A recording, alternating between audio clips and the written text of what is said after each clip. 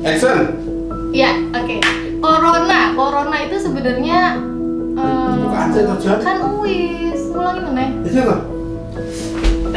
Asik. Yang ngerti gue aku ini Tahu apa? iku apa iling apa ora ya? Ya, assalamualaikum.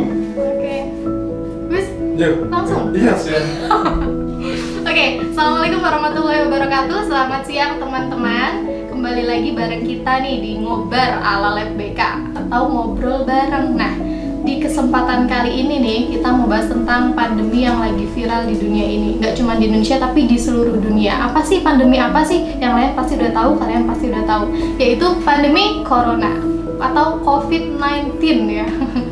Oke, COVID-19 itu sebenarnya hal yang serius, tapi kadang orang itu terlalu menganggapnya serius banget.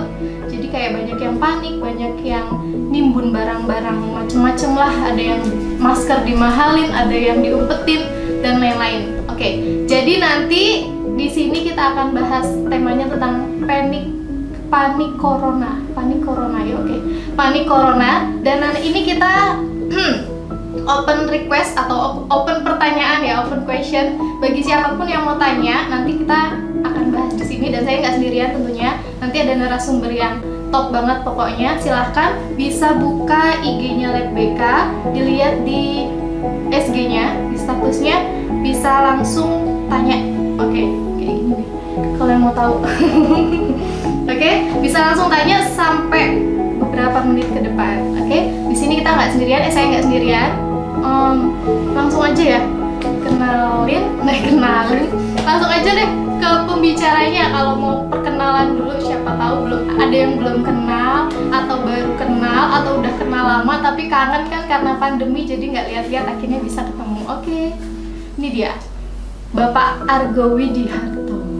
Oke, selamat siang semuanya. Kita akan membahas terkait dengan panik pandemi ya tadi Mbak Asisa ya.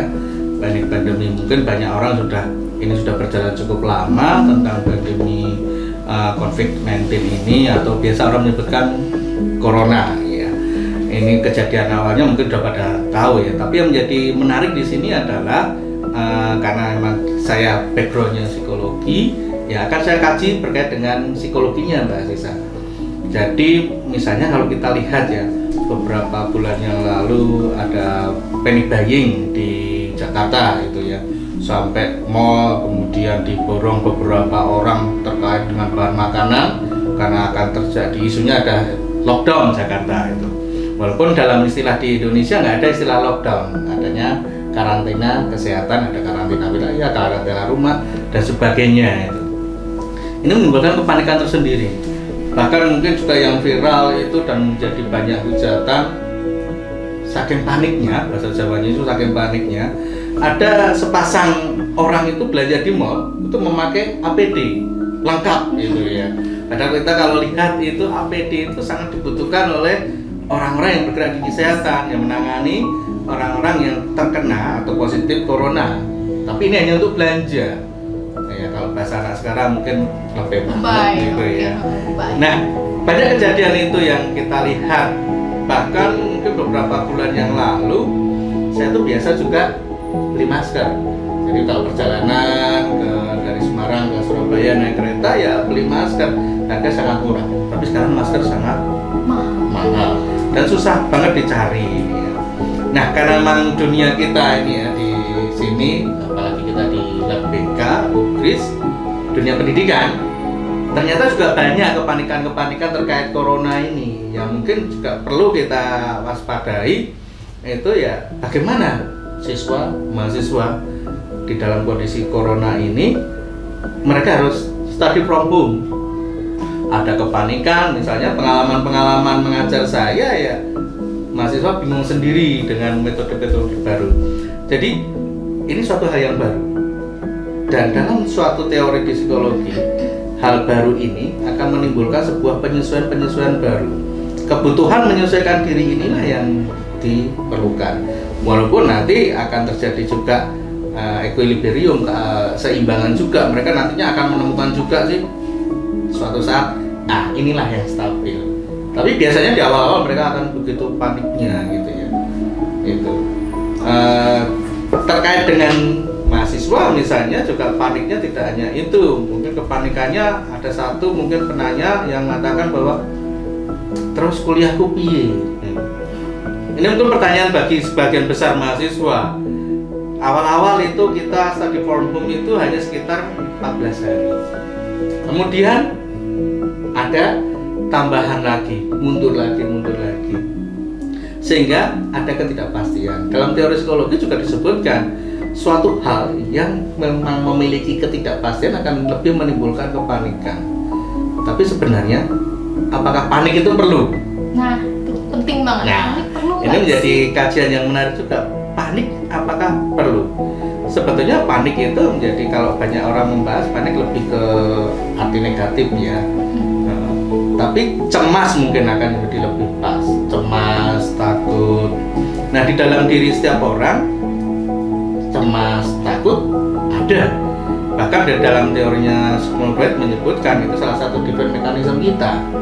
Jadi di saat kita tidak bisa menyelesaikan suatu hal, ada defense-nya untuk menjaga kesehatan tubuh. Walaupun nanti kalau itu kebangetan ya akhirnya menjadi gangguan kejiwaan juga. Diperlukan juga kecemasan. Cemas iya, karena kalau orang tidak cemas, orang tidak takut juga bahaya juga. Berarti wajar ya Pak ya? Cemas itu wajar. Iya, jadi menurut saya cemas wajar. Tapi yang perlu dikelola adalah kecemasan ini harus ada dalam batas-batas yang normal. Jangan berlebihan. Orang tidak cemas juga bahaya juga. Santai, kemana-mana nggak pakai masker, bersentuhan, akhirnya kena corona. Nah, ini maka memang kecemasan perlu juga, ketakutan perlu juga. Orang yang sudah hilang rasa takutnya juga bahaya juga, karena semuanya akan ditabrak gitu. Itu yang terkenal istilahnya adalah kita sama-sama ciptaan Tuhan. Corona ciptaan Tuhan, manusia juga. Kenapa takut? Nah, ada istilah juga begitu itu ya. Akhirnya membuat perilakunya menjadi tidak sesuai dengan anjuran pemerintah. Ya, kalau kita bisa meminjam istilahnya dari Ustadz Abdul Somad, dibalik saja. Singa atau harimau juga ciptaan Tuhan, manusia ciptaan Tuhan juga dihadapi. Takut nggak? Ya dimakan lah. Ini beberapa kendala itu. Nah, mungkin ada pertanyaan dari Dian mungkin yang kita cek dulu ya. Nah, mungkin perlu udah ada pertanyaan atau jawab. Ya, udah masuk 4 pertanyaan. Wah, banyak juga ya. Lumayan. Oke, yang pertama, ada yang khawatir nih Pak sama skripsinya karena tertunda dan lulusnya semakin lama. Itu ada yang khawatir kayak gitu. Kira-kira ini kan termasuk panikan juga ya Pak ya? Panikan di di lingkup pendidikan. Jadi mereka khawatir skripsinya tertunda dan lulusnya semakin lama. Nah, kira-kira menurut Pak Agus seperti apa? Ya, kepanikan ini malah menjadi awareness atau kesadaran kita untuk menjadi berbuat lebih baik. Walaupun kalau dilihat lagi banyak juga nggak ada corona aja mereka juga lama-lama kuliahnya ngerjakan ngerjakan skripsinya juga lama-lama gitu ya. Dengarkan baik-baik. Itu kalau dalam teori Sigmund Freud juga defense mechanism. Jangan-jangan untuk pembenaran ya. Rasionalisasi terhadap kelemahan-kelemahan dia itu ya. Wah, jadi kalau dia tidak lulus ya disalahkan corona. Memang make sense sih ya. Akan menjadi enak karena semua orang sekarang berpikir corona. Iya. Kenapa nggak lulus Mbak? Ya, corona gitu. Seakan-akan itu. Walaupun sebetulnya kita nggak perlu karena dari terutama di Universitas PGRI Semarang udah ada tindakan dari pimpinan rektor beserta wakil rektor, ada tindakannya. Prinsip utamanya adalah kalau di UKRIS itu bagaimana kita tidak menghambat mahasiswa lulus. Sebetulnya kalau itu saya tidak perlu mengkhawatirkan. Sebetulnya malah dikhawatirkan adalah kepanikan sendiri sehingga itu menjadi defense mechanism untuk tidak membuat karya, misalnya skripsinya atau bahkan mungkin pembenaran lain. Nah, jangan digunakan corona ini untuk pembenaran. Itu menjadi repot juga kalau begitu. Ada, jadi jalan keluarnya ada dan bisa saya jamin juga khususnya untuk mahasiswa BK Universitas PGRI Semarang, kalau Anda tidak terlalu panik dan Anda itu selalu mengupdate informasi, banyak caranya. Tapi mungkin nggak perlu disampaikan di sini. Yang jelas adalah saya sudah tahu bahwa tidak mungkin tertunda lulusnya, kecuali diri Anda sendiri yang akan menunda. Kembali ke diri sendiri. Ya, kembali ke diri. Oke, good. Banyak strateginya. Ujian bisa online, kuliah bisa online, bimbingan online juga. Oke. Jadi fasilitas-fasilitas itu ada, dan bahkan itu tidak hanya di Universitas PGRI, hampir semua universitas sudah itu. Jadi untuk mengurangi itu, kembali lagi cari informasi. Nah, mungkin kalau melihat itu Mbak Aziza, Ya. saya jadi teringat sebuah teori dari Dodge tahun 1986. Mengapa orang menjadi salah menginterpretasikan? Mengapa orang menjadi panik? Karena di situ ada teori pemrosesan informasi. Ada 6 langkah. Yang pertama adalah seorang mendapatkan informasi itu akan diterima oleh sensori kita. Itu bisa pendengaran kita, penglihatan kita. Kemudian seseorang itu akan menginterpretasikan informasi itu jadi seperti apa. Biasanya interpretasi ini juga akan berdasarkan pada suasana hati dia, pengalaman dia, keinginan-keinginan pribadi dia gitu. Setelah itu dia akan mencoba mengklarifikasi informasi ini untuk menentukan saya mau apa, tujuan saya apa, keputusannya seperti apa. Langkah berikutnya, keempat, itu adalah mencoba mencari ide-ide untuk kita merespon seperti apa. Banyak berarti kan, responnya banyak sekali. Nanti akan saya coba jelaskan terkait dengan kecemasan tadi yang tidak lulus itu tadi. Gitu. Kemudian memutuskan respon apa yang akan kita ambil, baru kita merespon. Nah, bagi yang bertanya terkait dengan kekhawatiran kecemasan tidak lulus, coba yang pertama gali dulu informasi yang benar. Gitu. Kemudian interpretasikan. Interpretasi seperti apa? Biasanya akan menjadi klarifikasi, ini penting. Kelemahan mahasiswa, kelemahan anak muda adalah biasanya tidak klarifikasi. Iya, ada informasi apa ditelan mentah-mentah. Misalnya besok Semarang akan lockdown. Oke. Nah, inilah yang kadang menyebar ke masyarakat menjadi hoax itu. Karena di situ tidak ada kemampuan kita untuk mengklarifikasi. Itu. Mengapa begitu? Kalau menurut pendapat pribadi saya, itu dasarkan pengamatan saya, karena orang Indonesia literasinya kurang. Jadi ya apa yang diinginkan langsung cepet-cepet sekali gitu ya. Percaya aja. Ya. Nah, kemudian saran untuk yang tadi bertanya, silakan mencari ide-ide untuk merespon. Setelah kita mengklarifikasi itu, baru tentukan responnya apa. Langkah-langkah inilah agar tidak sesat dalam mencari informasi, maka manfaatkan medsos. Medsos kita banyak, kita bisa punya jejaring di WhatsApp, Facebook, atau apa. Nah, informasi yang kredibel itu yang menjadi sumber dari klarifikasi.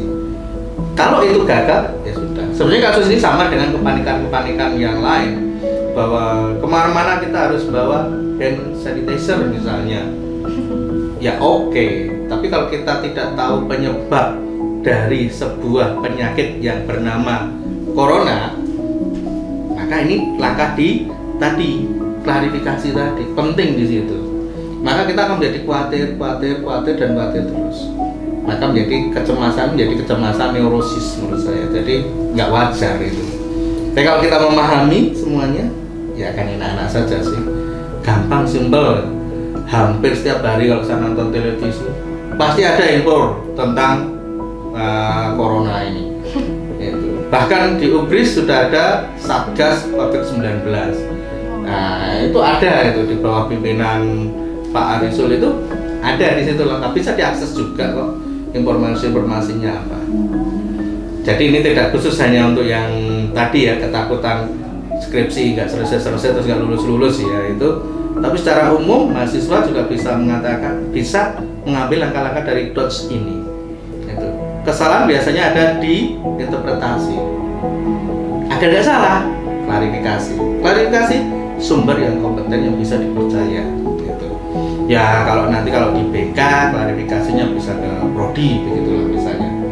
Jangan klarifikasi ke teman sendiri, apalagi teman yang sama-sama malas membuat skripsi. Maka itu akan menjadi penguatan menjadi pembenaran, dan itu terus semakin banyak semakin kuat, ya udahlah jadi lupa klarifikasi. Oke, mungkin ada lagi yang terkait dengan itu dulu mungkin ya Pak ya, disimpulkan yang tadi intinya jangan cuman khawatir tapi action. Gimana caranya action? Bisa dari klarifikasi ke orang-orang yang bisa dipercaya. Oke, selain itu karena waktu luangnya semakin banyak kayaknya ya Pak ya, harusnya kan mereka semakin semangat untuk ngerjainnya lebih giat lagi karena waktunya semakin banyak. Oke, lanjut ke pertanyaan kedua. Ada yang tanya nih Pak, tips biar nggak bosen di rumah selama corona, enaknya ngapain ya? Oke, kan banyak nih yang udah mulai jenuh Pak di rumah, apalagi udah berminggu-minggu, udah berapa minggu kan udah mulai bosen dengan kegiatan di rumah. Kira-kira tips dari Pak Argo apa sih biar nggak bosen selama di rumah? Nggak bosen sebenarnya simpel aja sih ya. Banyak hal yang bisa kita lakukan di rumah. Permasalahannya adalah kadang kata-kata yang sekarang menjadi trending topik kan tagar di rumah aja. Iya. Ini kembali lagi kalau saya menggunakan teorinya Dodge itu interpretasinya juga. Menurut interpretasi secara umum di rumah itu di dalam sebuah bangunan bentuknya kotak yang dinamakan rumah. Ya, oke. Maka kita memperluas rumah itu. Tapi ingat prinsip-prinsip dari physical distancing, social distancing tetap kita pakai gitu. Jadi kalau memang kita hanya di kota ya mohon maaf mungkin ada juga yang rumahnya hanya sekedar satu petak, itu ya akan menjadi sangat bosan. Tapi kita bisa beraktivitas banyak hal sebetulnya. Zaman sekarang itu Anda diuntungkan dengan kemajuan zaman. Itu selain di rumah kita definisinya kita perluas, rumah itu juga menyangkut halaman. Maka aktivitas jangan hanya di dalam rumah, bisa di halaman, menikmati. Kuncinya sederhana, kita akan gunakan teori dari well-being. Bagaimana kita harus bahagia? Nikmati. Itu bahkan kalau dalam meminjam teorinya dari Bu Edan teman saya kuliah, itu di situ ada syukur. Disertasinya tentang syukur. Maka kalau kita bisa mengambil makna dari syukur itu, kita mensyukuri, maka kita akan bahagia, maka kebosanan juga akan hilang. Simpel saja misalnya saya, bagaimana saya harus menghindari kebosanan di rumah? Ya mungkin kalau disamakan dengan mahasiswa mungkin agak berbeda ya, karena tugas dosen banyak ya bisa dilakukan jadi tidak bosan. Tapi simpel rasanya kalau hujan, melihat air hujan turun itu juga menyenangkan juga. Tinggal bagaimana kita kembalikan lagi ke diri kita, membuat diri kita tenang. Tapi kalau air hujan itu kita persepsikan dengan sebuah yang menjengkelkan, ya artinya menjadi tidak tenang juga dan jadinya nggak menikmati juga. Banyak kegiatan bisa dilakukan yang positif-positif. Itu di rumah banyak sih, bisa kita chattingan dengan teman-teman, kangen-kangenan. Bahkan sekarang ada beberapa media yang bisa video call. Itu unik-unik sih. Itu pengalaman kemarin video call itu jadi salah satu melepas rasa kangen, karena dengan video call itu ya minimal terobati. Oh wajahnya belum berubah, oh di rumah aja kok tetap masih hitam gitu. Hidungnya tetap pesek. Ya, itu. Ya menurut saya sekali keluar boleh, bertemu dengan tetangga bisa, tapi perhatikan juga physical distancingnya itu. APD-nya pakai masker. Sekarang kan anjuran pemerintah wajib masker keluar.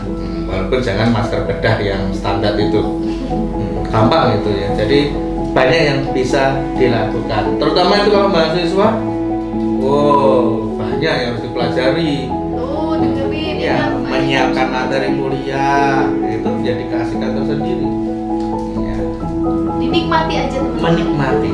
Kata kuncinya adalah mensyukuri dan menikmati. Dan setiap kegiatan itu adalah kegiatan yang harus dinikmati. Sebetulnya bosan bisa tanpa ada corona pun juga bosan. Tergantung suasana hati kita dan bagaimana kita menata diri itu lebih penting lagi. Tanpa ada corona, tanpa ada wabah semacam ini, nggak dibatasi ketemu, tetap bisa kuliah biasa, bisa bosan? Bisa juga. Mengapa? Karena tidak pinter-pinter kita bagaimana mensiasati kehidupan kita. Kalau pinter masak ya masak, misalnya gitu kan. Sesuaikan dengan hobi ya Pak, berarti ya. Hobi, ya. Yang menarik juga adalah sekarang itu bisnis kan hias naik. Nah, misalnya Anda bisa beli ya apalah akuarium kecil, memelihara ikan, itu ada keasikan tersendiri. Karena merawat itu menyenangkan, gitu ya. Karena di dalam merawat itu akan ada tujuan akhir.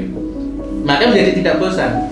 Orang jadi bosan karena sudah sampai selesai. Tapi kalau ada tugas yang kemudian menantang sebuah game yang ada tantangannya terus naik itu kan mengasihkan. Nah itu beberapa tips lah ya yang banyak dilakukan di televisi ya, memelihara ikan. Gitu. Banyak sekarang yang bisa dimanfaatkan karena waktu luangnya semakin banyak. Oke, lanjut ya ke pertanyaan ketiga.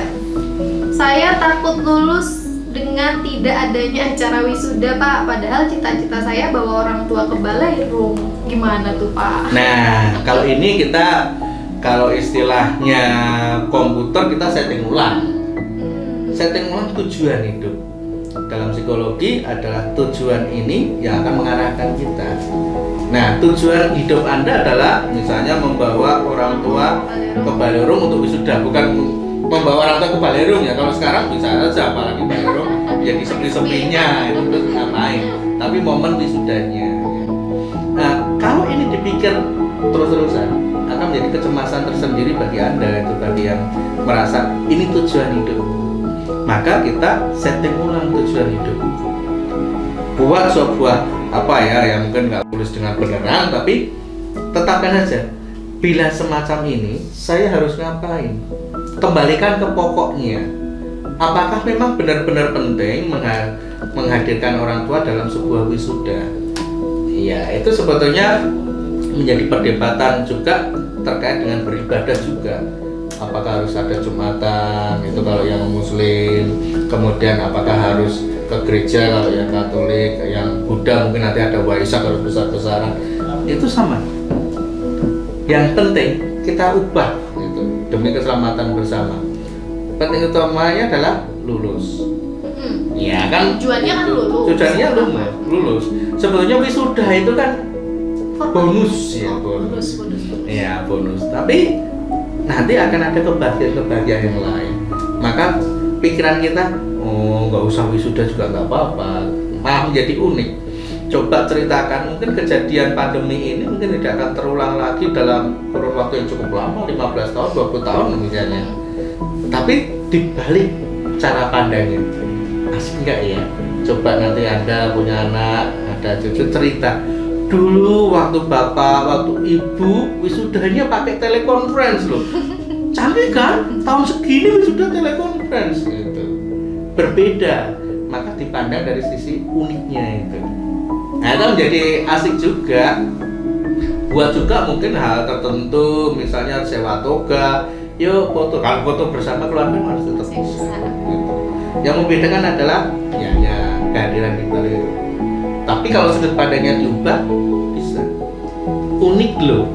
Zaman saya dulu wisudanya begini, kamu kan nggak ngalami. Nah, maka ini menjadi keuntungan yang berbeda. Kasus ini susah untuk terulang lagi. Nah, kalau cara pandang kita adalah keunikan begitu, maka menjadi menarik juga. Itu, saya begitu. Dibalik saja cara pandangnya. Jadinya tuh kayak sejarah yang tak terlupakan mungkin ya Pak ya. Iya. Wah, dulu zamannya corona nih gitu. Jadi bisa cerita kemana aja dan itu lebih asik karena beda sendiri dari yang lain. Iya. Pak. Sesuatu yang beda itu akan teringatnya lama gitu ya. Iya, maka misalnya produk kopi semua. Ya. Kopi yang berbeda itu akan lebih dikenal. Sama. Wisuda yang berbeda, wah memorable. Pasti diingat terus. Ya, teringat terus itu dan bisa menjadi cerita panjang. Beda zaman saya, walaupun saya sudah wisuda 2 kali itu, wisuda cuma kayak gitu, nggak dibanggakan gitu misalnya. Karena sama, banyak orang mengalami. Itu. Wisuda gimana? Oh gini, sama. Tapi kalau ini nanti besok ditanya, wisuda bagaimana? Weh, pakai telekonferensi loh, saya pakai laptop, pakai handphone. Beda dari yang lain loh. Ya. Syukur-syukur kalau itu ada kalian difilmkan, itu menjadi sebuah kenangan. Iya. Tuh siapa yang terutama punya? Kalau anak-anak BK kan ada mata kuliah media BK. Ya, bagaimana membuat sebuah konten itu menjadi menarik. Buat itu sebagai sebuah kenangan terindah. Sebagai hasil karya juga ya. Hasil karya disimpan, jadi suatu waktu diungkap itu asik gitu. Oh dulu iya. Nah, sederhana sebetulnya. Tinggal makna hidup kita, bagaimana makna hidup kita. Ada lagi mungkin? Kalau yang keempat ini sebenarnya sama kayak yang pertama, lulusnya mundur karena pandemi ini, lagi-lagi karena menyalahkan pandeminya. Ya bukan menyalahkan dia, karena kondisinya lagi pandemi, seperti itu mungkin. Ya memang pandemi memang ya, ini fakta ya, jadi pandemi ini fakta, dan memang kemudian banyak yang terhambat untuk hal perilaku yang seharusnya sudah direncanakan macam-macam banyak. Tapi kemudian sebagai manusia kita diberi akal untuk berkreasi. Otak kita itu ada kemampuan untuk adaptasi dan kreasi gitu. Cuma masalahnya adalah tinggal lagi ke kemauan. Nah, sebatas kita bisa berkreasi, beradaptasi, maka permasalahan itu akan tersolusi, ada solusinya. Kita bisa meminjam teorinya psikososial dari Erikson misalnya. Itu bagaimana setiap tahapan kehidupan itu ada yang disebut dengan krisis. Kalau seseorang bisa melampaui krisis ini, kita akan tahap berikutnya, naik kelas nih. Dan kita dipengaruhi oleh makhluk sosial kita. Kalau sosial mendukung, permasalahannya adalah kadang yaitu tadi kita terhambat oleh diri kita sendiri, dan seolah-olah semuanya udah buntu, gitu. Saking paniknya dengan pandemi ini, iya, maka kemudian seolah-olah buntu. Coba kalau dalam posisi Anda sekarang benar-benar panik, takut untuk tidak selesai, tenangkan dulu, hilangkan dulu perasaan itu, cari kesibukan yang lain dulu, kemudian berpikir ulang. Kadang di saat masa kepanikan semacam itu kita nggak bisa berpikir jernih, sehingga daya kreasi kita, kreativitas kita cari solusi berkurang. Relax dulu, setelah relax baru ditata lagi. Ya, khusus untuk mahasiswa BK, gunakan dosen-dosen wali Anda. Nah, apalagi kalau BK ya sudah bidangnya lah ya, itu Anda bisa konsultasi ke dosen wali Anda. Caranya WA saja, pasti jiba, iya pasti jiba lah itu. Kalau mau butuh yang lebih hebat lagi, kami ada juga psikolog-psikolog. Silakan manfaatkan laboratorium BK ini, bisa juga untuk bagaimana Anda mencari solusi terhadap kepanikan. Ya, ini dampak dari pandemi corona. Itu mungkin ada lagi? Sementara cukup sih Pak, mungkin nanti akan ada lagi. Oke, karena waktunya juga udah semakin mepet, mungkin Pak Argo mau menyampaikan tips-tips nih biar orang-orang nggak panik. Pertama karena kan banyak yang panik buying, panik, pokoknya panik segala macam. Nah katanya sih Pak pernah dengar atau baca, semoga nggak hoax, katanya panik itu bikin kita malah semakin imunnya turun, semakin ya ibaratnya gampang ketularan karena kitanya udah panik sendiri nih, udah cemas, udah takut segala macem, jadi malah kitanya sendiri yang rugi sebenarnya ya. Nanti Pak coba Pak Argo mungkin bisa kasih tips biar kita nggak panik. Ada beberapa ahli yang mengatakan begitu. Memang sistem imun kita itu dipengaruhi juga dengan kondisi kejiwaan. Maka ada istilah namanya psikosomatis gitu ya. Itu jadi kondisi psikologis akan mempengaruhi soma kita atau fisik kita. Maka dan kebetulan corona ini menyerang dengan yang sistem imunnya rendah. Itu maka cari informasi yang pas, sesuai, sehingga Anda bisa menghindari corona dengan baik. Bukan kemudian terus mengabaikan, juga tidak, tapi cari informasi yang tepat dan ini gunakan untuk tindakan kita. Tidak perlu panik juga itu. Yang terpenting adalah bagaimana kita mengelola emosi kita. Emosi bukan marah ya, tapi secara psikologis kita tetap dalam posisi bahagia gitu ya. Beda ya dengan senang ya. Kalau bahagia lebih tinggi menurut saya ya. Kalau senang ya bermain game itu senang. Tapi bagaimana perasaan kita senang itu akan membantu kita lah untuk lebih imun. Selain juga mesti ada makanan. Tidak ada satu faktor utama, pasti tidak. Jadi untuk menghindari itu, tetap jaga kesehatan fisik. Kalau saya bilang ke mahasiswa saya adalah jaga kesehatan fisik dan psikologis. Ya. Cuma fisik aja. Ya, kalau fisik banyak cara. Kalau psikologis, kalau bingung, kembalikan, konsultasikan ke tim dari BK. Pasti ada solusinya. Karena permasalahannya berbeda-beda, gitu ya. Itu mungkin tips dari saya terkait dengan teman-teman, terutama mahasiswa BK. Manfaatkan semua fasilitas yang ada di BK Unkris.